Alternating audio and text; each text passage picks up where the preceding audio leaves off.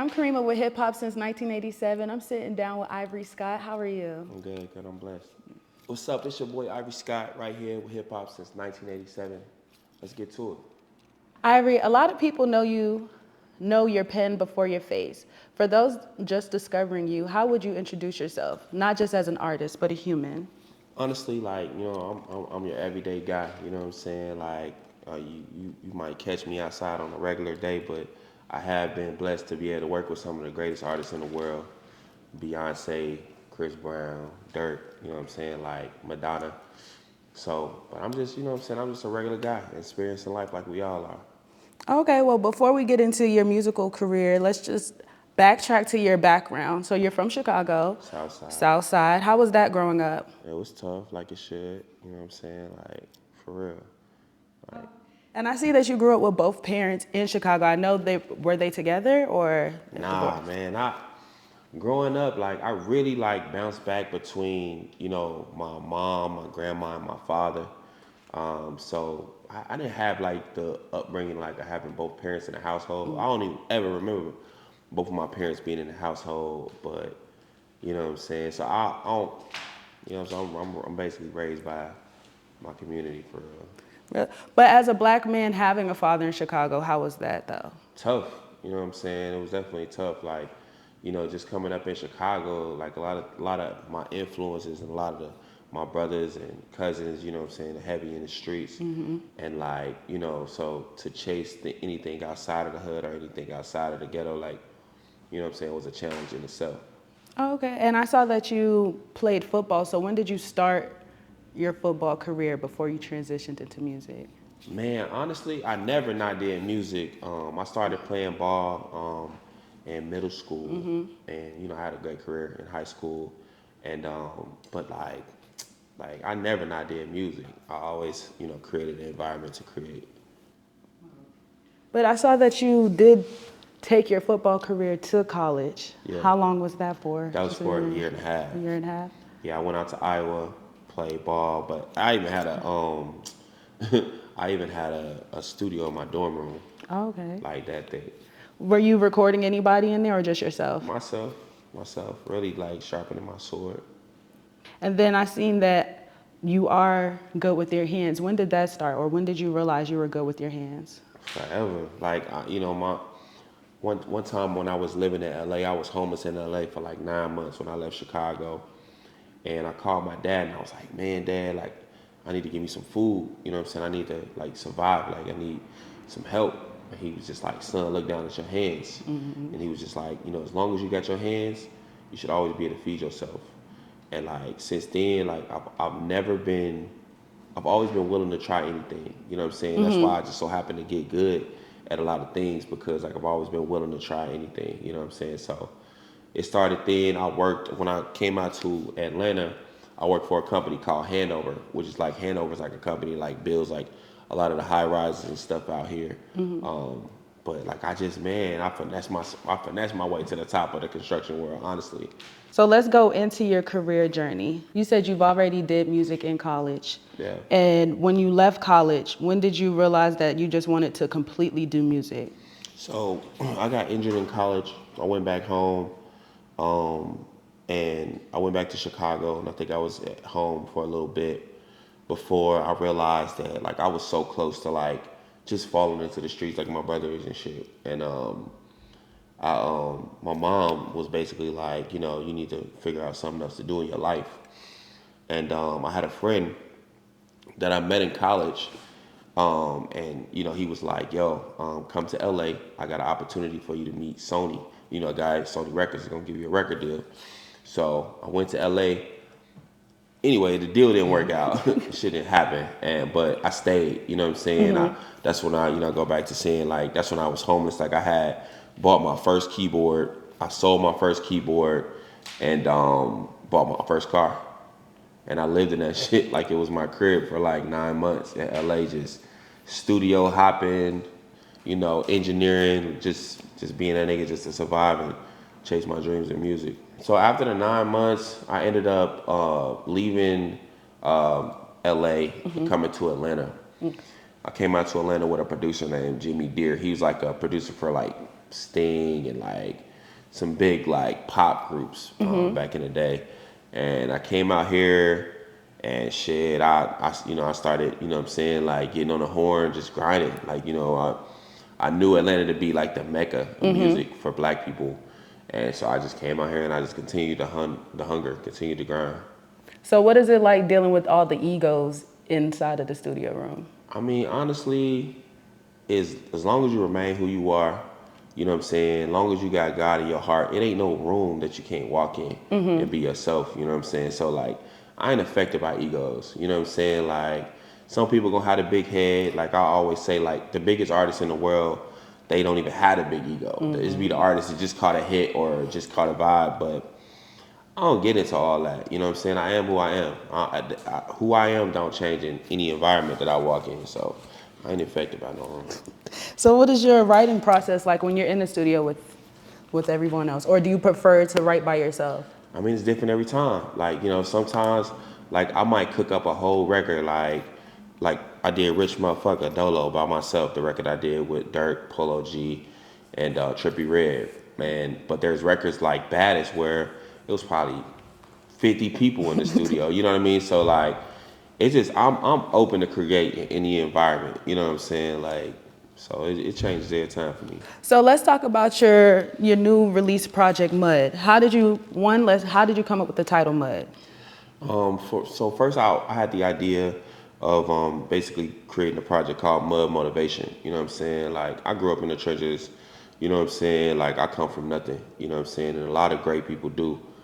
So I just really wanted to make a project that was like the motivation for somebody that's grinding, that's chasing their dream. They don't even got to be from the mud. You know what I'm saying? So that's really where it started. Like it started off being like an anthem just for motivating yourself to get up and go get what you want in life. As a songwriter slash producer, what was it like? How did it feel to have other people help you with your project since you're always helping everybody with theirs? I feel like I got so much love like on this project based off, because I work with so many great artists. Like I got features like Kevin Gates on my project, 2 Chainz, Young Blue, Tink, you know what I'm saying? Like I got some heavies on my first project, and that's a rare thing. And that's just a testament to the relationships that I built in the music industry as a songwriter. How was it working with Tink in the studio? It was great. Like Tink is like a sister. Like, you know what I'm saying? We really from the same hood. And like when Hitmaka brought me in the studio with her, it was just like from day one we was over locked in. Like I helped her with so many of her projects. So it was like almost like a no-brainer to have her a part of my first one. How do you separate your music, what you're writing for yourself, and what you're writing for others? It's personal. You know what I'm saying? Like all of my music that I write for myself, it's like coming from a personal place. I might be talking about some shit that I really been through or something that I've really experienced in my life personally. Whereas like when I go in the studio to write for Beyonce, it's for Beyonce. You know what I'm saying? Like, so it's never hard. I mean, of course a hit's a hit, but it's never hard for me to like cut the cake and be like, this is for you or this is for me. Because it's so like whatever my music is, it's true to me. It's not like a gimmick like I'm trying to do, but like if I got to put the Madonna hat on, I got to put the Madonna hat on. You know what I'm saying? So you're saying you definitely take your time to get to know an artist when you're writing for them? So you make their songs personal as well? I'm a creep. Like, like I stalk the artist, you know what I'm saying, before I go in the room with them. They last captions, what they going through in their life. I feel like in order for people to connect and their fans to connect with them, they got to come from a personal place. So it ain't just shooting at the wall. You know what I'm saying? It's just like how Denzel goes into character when he becomes John Q or whatever. Like it's the same for me when I'm writing a song. When you're writing? Oh, okay. Become that person. So do you prefer, when you're writing for an artist, do you like to write for women or men? Like what's your preference? No preference? Nah, I just, I like to create. I just like to create, man. Like there's no genre that I love specifically. Like there's like no like certain type of music I love specifically because I feel like it allows me to channel all those different energies that are inside of me already. Like my music, I might not go super hip hop or I might not go super pop, but I can write a super pop record. I can write for Ariana Grande. You know what I'm saying? So those energies are in me. So it's like, it's easy for me to channel into those different markets. So what's your favorite song that you have written? Favorite song that I have written? would probably be like Peru.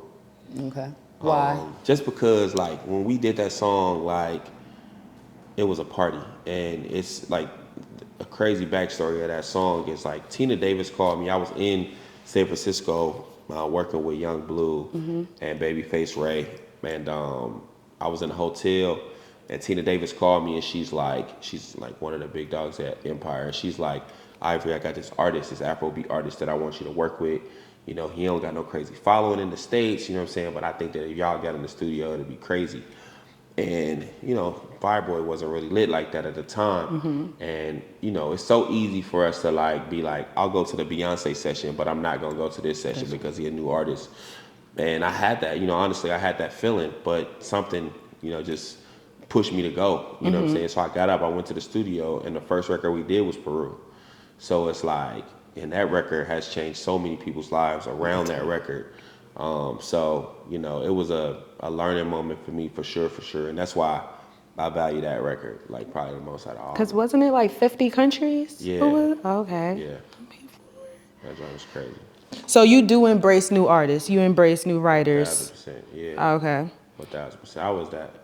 So how was that when you first came into the industry? How did everybody treat you? What was your experience like? You know, you have every different, you know, different experience for, you know, every situation. One of my first like real experiences that, you know, one of the elevate moments in my career was when Mike Karen like put me on text with Hitmaka. And like when I had my first session with Hitmaka, first of all, when I signed my first publishing deal, I had no placements. So when I had my first session with Hitmaka, like I had no placements. I went in the room, it was nothing but big dogs. Derek Milano, like London J, like OG Parker, like nothing but big dogs, you know, people that had many placements in the room in the session. And man, I came out of that, when I walked in there, Hit treated me like a brother, you know what I'm saying? He treated me like a brother since day one.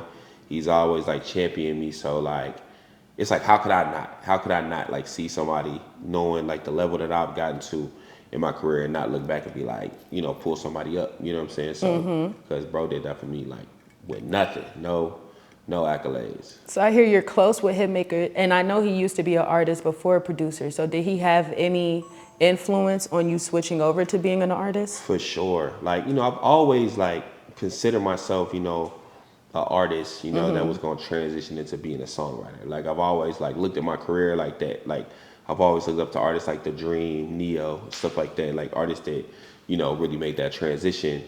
But like, it's crazy because I was really just in my songwriting bag and just happy to be in my songwriting bag. And Hitmaka was just, I was in the studio with Hitmaka and Fabulous, and we were doing a record. I went in the booth, did a hook to a record. Jeremiah was there too, and I did a record. And I come out the booth, and I'm just thinking like, okay, Jeremiah finna cut this. This gonna be hit single. They gonna Fab single, whatever. You know what I'm saying? And I come out the booth, and Fab and Hit's like, no, you stand on this record. And so I'm not even thinking of myself or considering myself like possibly being an artist to be a part of that. And we shot the video for that, everything. So like, bro's always championed me. You know, like a lot of the artists that I work with are always like, Ivory, when you dropping your own joint, when you doing your own music. So that was kind of like my push, like seeing people that are successful in this business as an artist to see an artist in me. You know what I'm saying? Of course, that's like inspiring to be like, damn, like, you know, this artist think that I could do the same thing that they doing. So I definitely have a lot of, you know, inspo.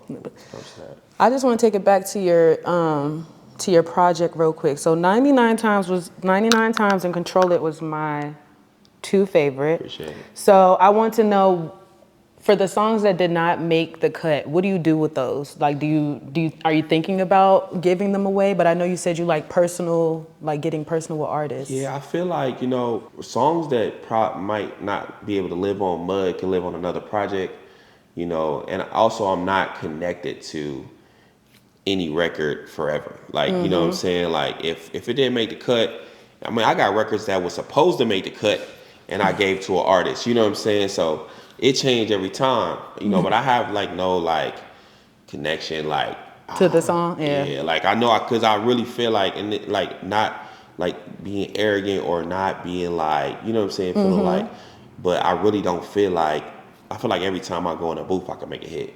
I never feel like damn, it's the last time I'm gonna do this, or I'll never write another Peru, or I've done it so many times, and I just have so much confidence in who I am as a songwriter that I'm not attached to none of this shit. I can do it again. How did you expand your music to where you're able to write for Ed Sheeran, coming from Chicago? How did you like expand? Like, and you said you wrote for Madonna, so how did you expand to I feel that like part? no matter like even though I grew up in the hood, like, and I have like a connection to that culture. I've seen so many different things, and I've always like been in love with just the creation process of music. So like I went on a spurt where I was just listening to pop rock music, where I was listening to One Republic all the time. You know what I One mean? And like, Republic. so it's like I'm a music connoisseur. Like I love music and not just a genre. You know what I'm saying? Because ironically, even though like I'm doing like a lot of urban music and stuff like that, like I'm a whole nother pocket. I can get into a whole nother bag. I prefer to do the Ed Sheeran type of songs. But like, you do what you got to do, and you do what they want from you. And then when they ready to receive what you're ready to give it to them, then you give it to them. So that's my approach with it. Back in like the early 2000s, do you remember hip hop was collabing with rock all the time, Yeah. pop? So what do you think, why do you think it's not happening in today's music? I think because like hip hop culture is super dominant right now. It's like people have like taken hip hop and culture and fashion, and hip hop is like the mecca of music. So it's like it's hard for artists to go and collab. And I would say like even now, like you look at artists collabing like Lil Jelly Roll with hip hop artists and stuff like that. So I feel like it will come back around and stuff like that. But just hip hop just really just got its hand its hold on culture right now. So I just want to backtrack again. So I saw that your sister had passed. Yeah. How did that affect your music? Like how did it impact your music? Let me say that. Honestly, it was the battery in my back. I feel like, when my sister was alive, I was okay with the pace. You know what I mean? And I was okay with thinking, really thinking that shit was gonna always be forever, and I'll always have the opportunity, and I'll always be that nigga. You know what I'm saying? But losing my sister, it made me realize, because like just to speak on my sister a little bit, like we talked about in the beginning about my parents. Like my sister was really like my mom. Like my sister was really the person that was making sure that me and my other sister ate. She was really the person making sure, that we would get up and go to school. She was the person that was our protector. She protected us from defects. She protected us. She was that covenant. So it's like it was really like losing my mom and my biggest fan. Like I remember like driving down the street in her Grand Prix, and she would be bumping my terrible music, at the top, screaming at the top of her lungs before anybody knew who Ivory Scott was. And like, so she was my motivation. So losing her, like my sister never got to see any of my plaques, any Grammy nominations, anything like, and, but she's always been the battery in my back, to be who she always saw me to be. Like I feel like I'd be failing her if I didn't. So she's your first supporter. 1000%. So how old were you when you lost your sister? When I lost my sister, that's crazy. I was 24. Oh, okay. Yeah. So what's the age gap? My sister was like 10 years older than me. Oh, 10, okay. Yeah. So are you still close with the other sister? Yeah, I'm actually close with like all my siblings. Like I even talk to my brothers this in the gym. Like I got a lot of brothers and sisters. You say you have a lot? Yeah, on my dad's side. What's a guess? Like how many? The number's still going up. Okay. No. Oh man. Okay. So you said you worked with Hitmaka. What's your best memory? Like, what's your favorite memory with Hitmaka in the studio, or y'all just collabing on a project in general?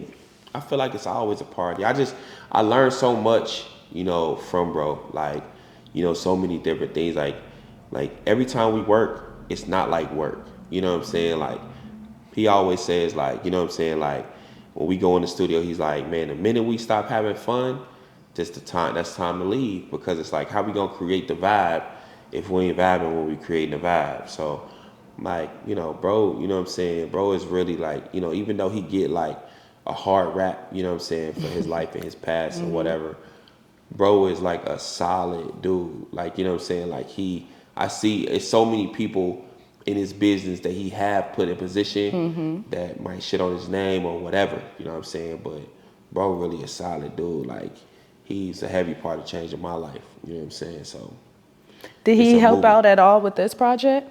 Yeah, for Or sure. He's actually the executive producer of this project. So yeah, bro, one of them.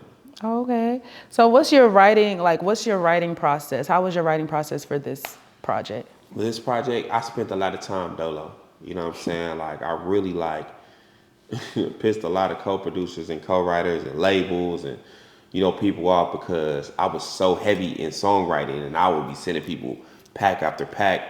But when I started working on my own project, like I really I dropped that record Real featuring Kevin Gates and it just connected. Like I'm a comment diver. I ain't gonna sit here and act like I don't look. And when I saw like all the comments and all the testimonies of people saying like how that record was like life for them and how that record got them through shit, it made me like realize and recognize the place that I needed to be in order to create the project that I needed for like my listener. So like I was dolo, man. I was over locked in on digging into those moments because of course like being successful as a songwriter, I'm so far from the hood. Like I'm so far from ramen noodles. I'm so far from all those things, but they still like a big part of like who I am and my makeup and where I come from. So like I wanted to reach to that point because even though I might have survived the hood or I might have made it in a lot of people's eyes, like it's still like, some young kid, young teenagers, young person out there grinding and chasing a dream that is in the trenches and is going through something and they need some motivation, you know what I'm saying, to be able to understand that it's possible, man. Like if I could do it, man, this rug could do it. I'm gonna get back to that one. Hold on. Wait, so when you're writing your songs, how do you start? Do you start with your melody? Do you start with the beat? Man, it's Like, different every time. Like sometimes I might sit down with my guitar and I just might kind of write a song, a whole song. You know what I'm saying?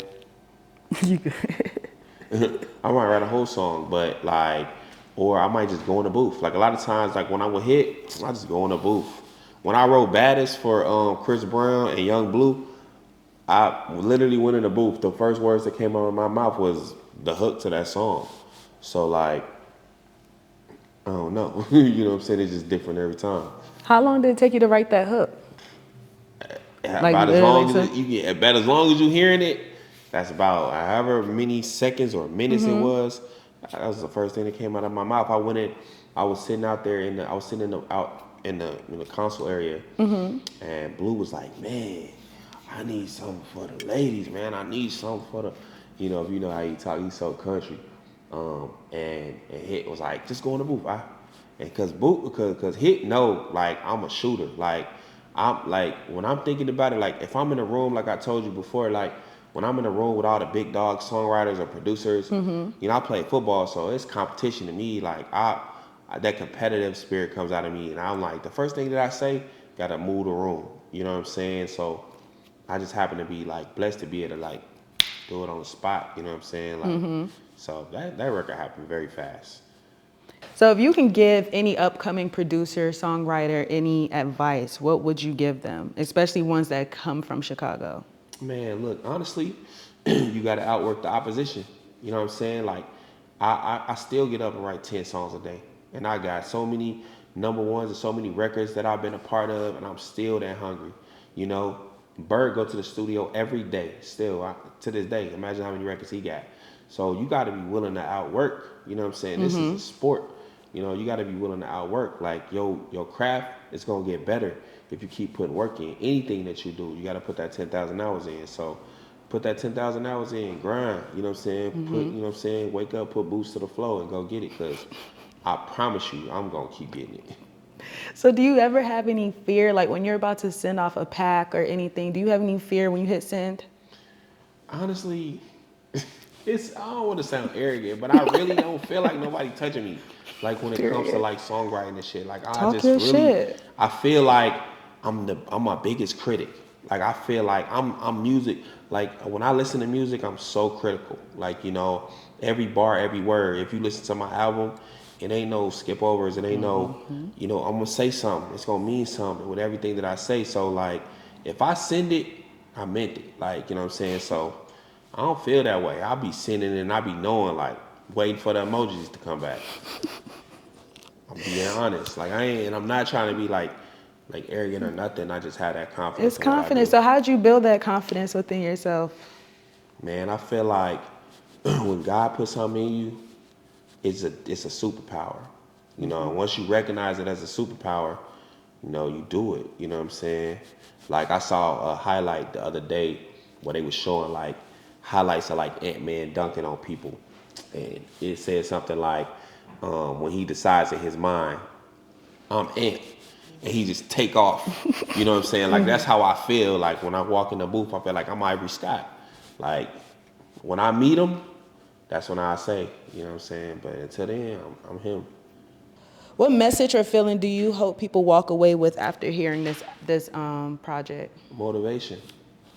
Like be motivated to go get it. Like, it's a song for every type of day. You know what I'm saying? It's a song for going to get some money. It's a song for, you know what I'm saying, like feeling like you the person they gotta save the family. It's a song for, finding that person that you feel like you can connect with on a real level. You know what I'm saying? It's a record for every type of day, you know what I'm saying, on that project. And that's what I really wanted to give, my listener, like something to be motivated by, something to listen to and be like, man, you know what? I could do this shit. Like, because I feel like we all need that at sometimes. Like, I say a line in one of my songs, I can't remember all the times I quit, you know what I'm saying? But I remember when that first bag hit, you know what I'm saying? Like, I've quit so many times. Like, it been so many times where I might have been crying, broken down and feeling like I couldn't do it. And, you know what I'm saying? I fought to get where I wanted to be. Cause you're the quote God. Give me 2 seconds. I done wrote down a few quotes you done said. You said, everyone can't be the one. You said, you cannot take a star out of the sky.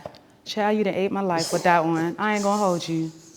Where do you get your quotes from? Sometimes they just come straight out the sky. Like, I ain't gonna lie, like, I just be sitting there and I don't know, man. Like, I swear, I can't take credit for half the shit I say, but I feel like, growing up, like, one of the things that my dad used to do, like, as, like, punishment, you might say, like, he used to make me read the dictionary.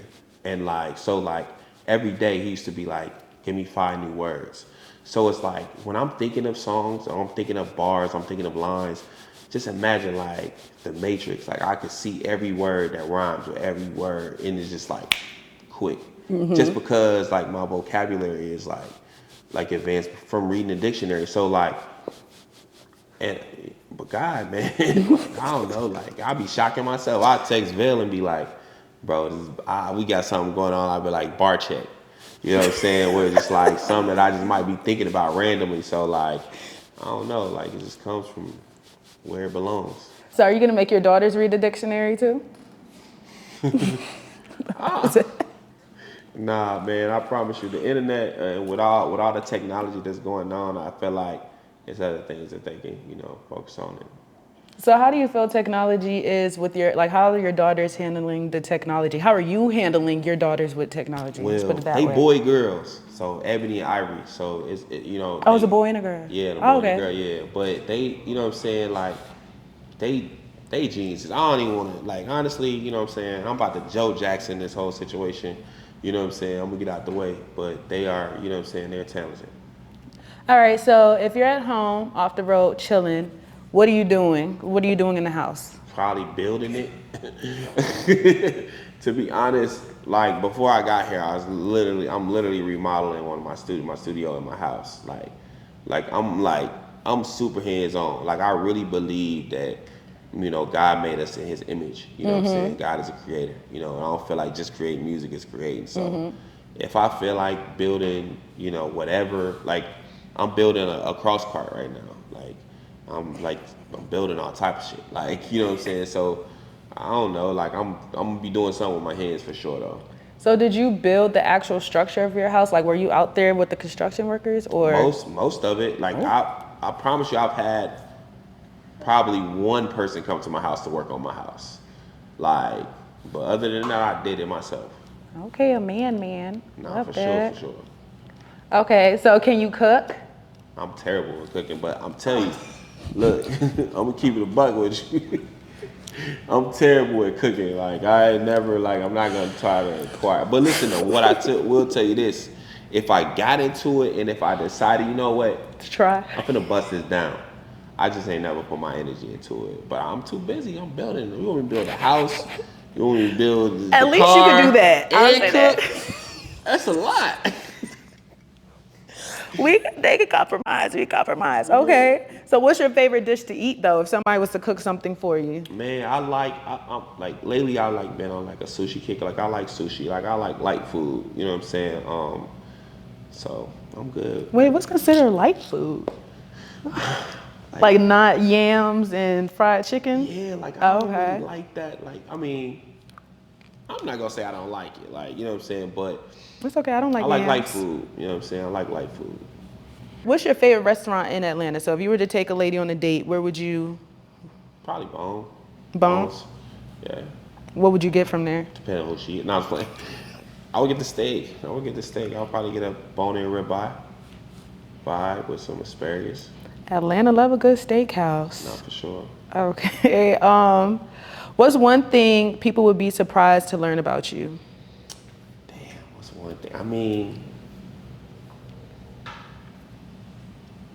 when I got my first pub deal, I still worked at Red Lobster at the same time. Like, you know what I'm saying? Like, one thing like I've always like known, and I want like people to know, like, you know, even when you grinding and even when you chasing your dream, you should always feed yourself. Don't be no bum out here. You know what I'm saying? Like it's like being a starving artist, that shit for the birds.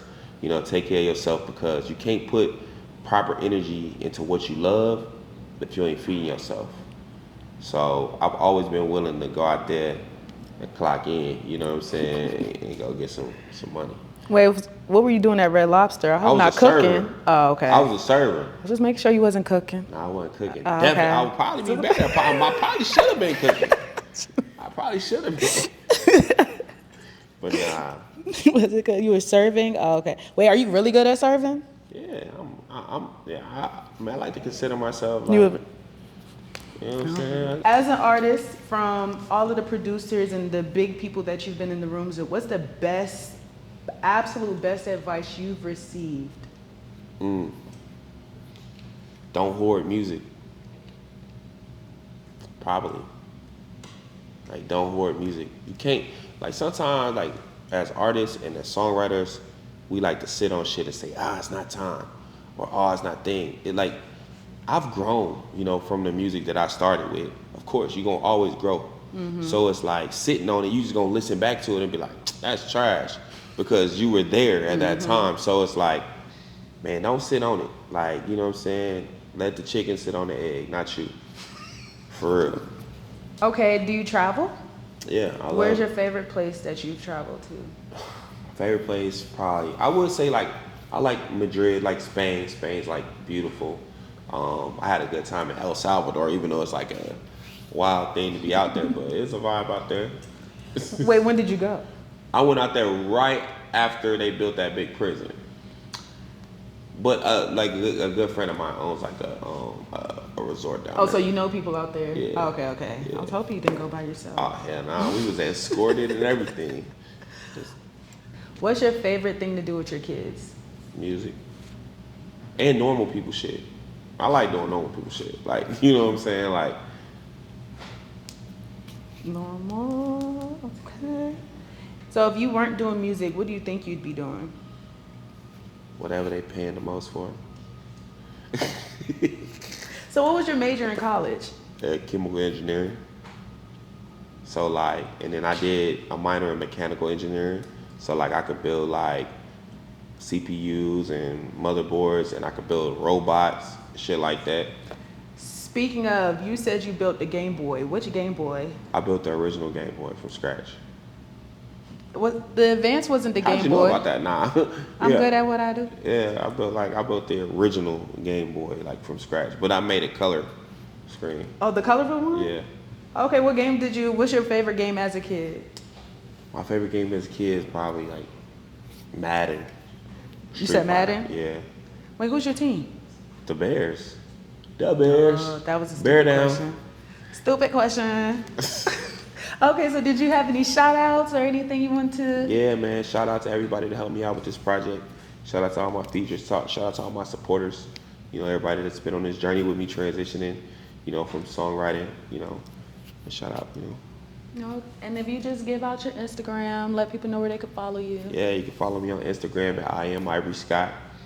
And if you have trouble finding me there, just Google me. Just type my name in. I'm Ivory Scott. I'm easy to find. Well, I appreciate you. I had a great time. Nah, definitely, the pleasure was mine. The music, no, and your listening party was fire too. That was a nice I place. appreciate it. That was okay. Yeah.